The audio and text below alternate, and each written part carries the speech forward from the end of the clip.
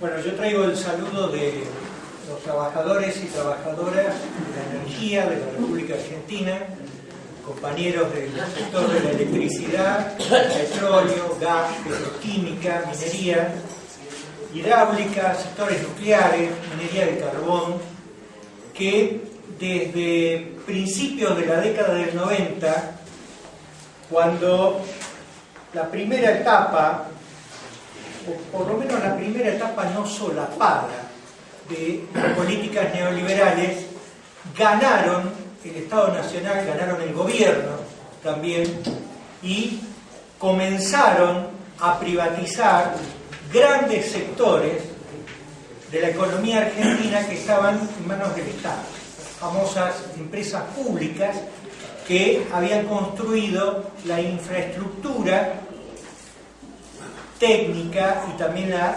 infraestructura de comunicaciones, la infraestructura productiva, la infraestructura de transporte en la Argentina, a través de empresas que fueron íconos en nuestra historia, como YPF, Gas del Estado, Entel,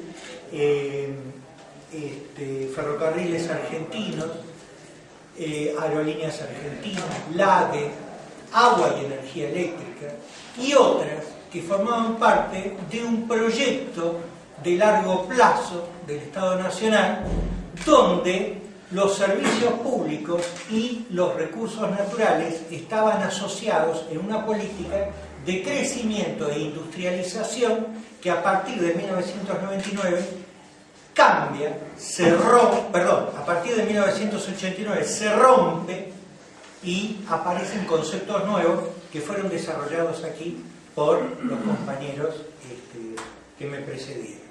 El tema, por ejemplo, de la competencia, el tema de los commodities,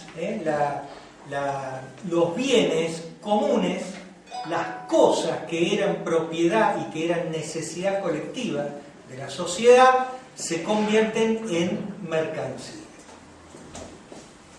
A mí me presentaron como Gabriel. Yo soy Gabriel, trabajador del sector eléctrico, y hago la introducción de este tema porque la relación con la OMC, la pérdida de la capacidad política del Estado argentino para planificar su desarrollo y crecimiento económico a partir de la pérdida de los recursos naturales y de las empresas, de los servicios públicos, tiene mucho que ver con el comercio internacional y con las normas que se fijan para no solamente hacer las transacciones de los recursos naturales y de sus derivados, sino también para garantizar la conceptualidad global que cambia notablemente los conceptos anteriores. ¿Para qué queremos el petróleo? Las sociedades. Para crecer, para tener trabajo, para desarrollar nuestras ideas y nuestros productos, para gozar de sociedades cada vez más igualitarias, donde la concentración de la riqueza no sea el objetivo primordial y la competencia tenga un espacio menos destacado del que tiene cuando el mismo recurso natural se convierte en una mercancía que es apropiada, que comienza a formar parte de los activos y de la propiedad de pequeños sectores de la sociedad que le ponen un valor, un precio final que va más allá de lo que tiene que ver con su propia obtención o su propia producción. Una de las cuestiones interesantes que se han planteado en la Argentina desde la asunción de este gobierno, pero que acompaña todo el proceso de privatización, tiene que ver con las tarifas finales de los servicios. La tarifa, el valor que se le va a cobrar al usuario de la electricidad, al usuario del combustible líquido para cualquier tipo de transporte, doméstico o comercial, el valor del gas, ¿no? Entonces se dice, no, el valor del gas tiene que ver con su proceso de industrialización con el valor internacional, lo mismo con la electricidad, lo mismo con el petróleo. Y los que trabajamos en estas industrias sabemos que la electricidad, por ejemplo, necesita de materias primas para poder producirse. En algunos casos es el agua, en el tema de las represas, que es un combustible de costo cero, el que produce grandes cantidades de electricidad. La desgracia es que la naturaleza tiene un número ilimitado de lugares para establecer nuevas represas. Aún agudizando la inteligencia humana, llega un momento que no hay más lugar para hacer represas. Las materias primas que se utilizan más comúnmente en el mundo para producir electricidad son el carbón, el gas y los derivados del petróleo. Ahora, nadie fabrica carbón, no hay fábricas de carbón. Hay empresas que extraen carbón. Nadie fabrica petróleo en el mundo. Se destila el petróleo y se obtienen productos a partir de el proceso de destilación. Nadie fabrica gas. Nadie mezcla moléculas para producir gas. Porque hay un precio internacional que debe afectar el consumo local de los países que tienen estos recursos.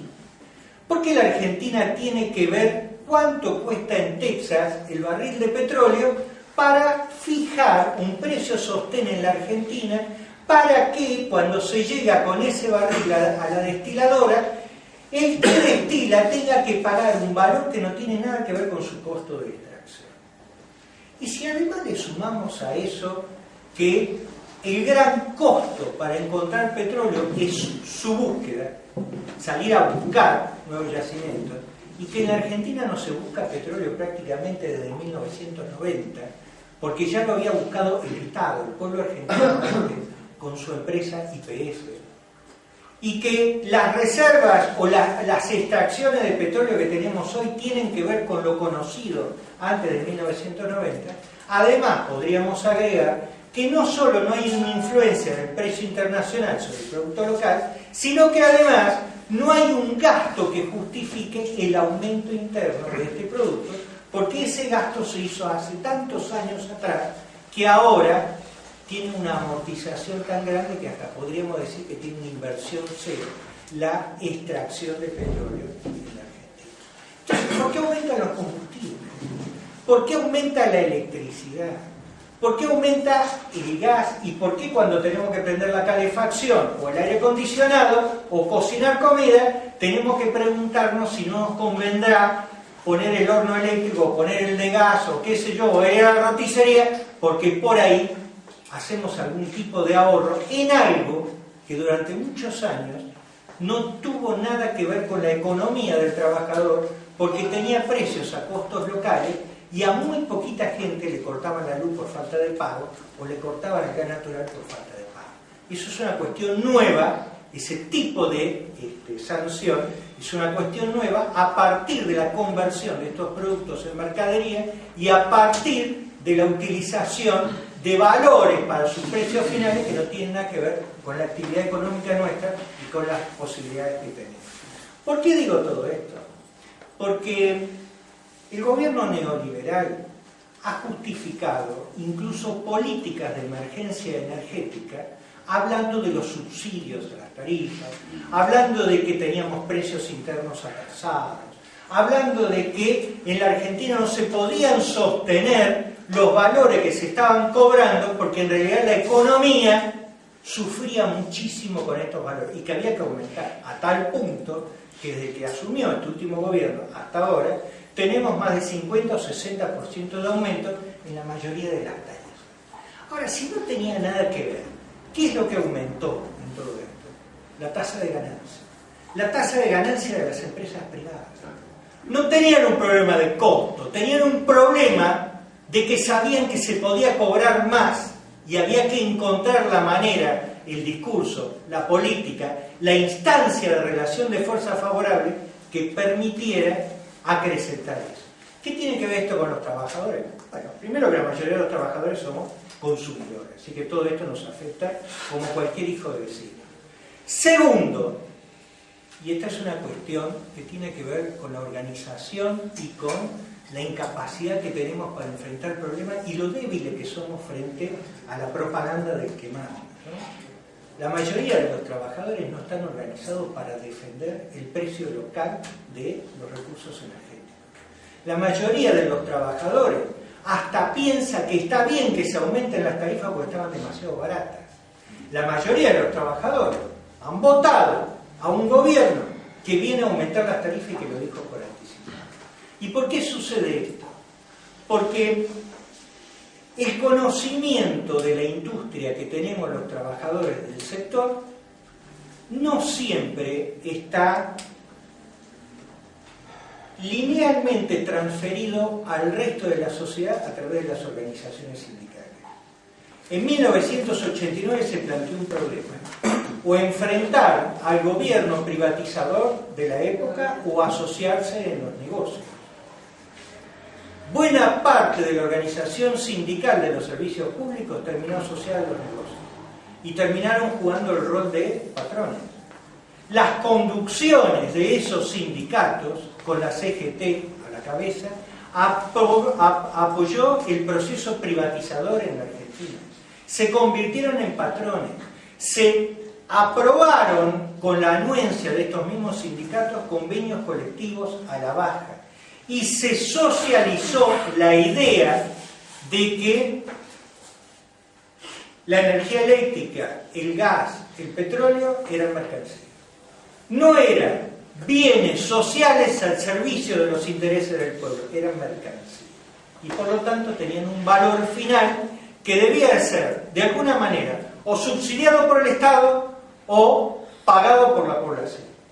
Pero que no podía dejar de contabilizarse una tasa de ganancia destinada a mejorar los ingresos de los accionistas de las nuevas empresas.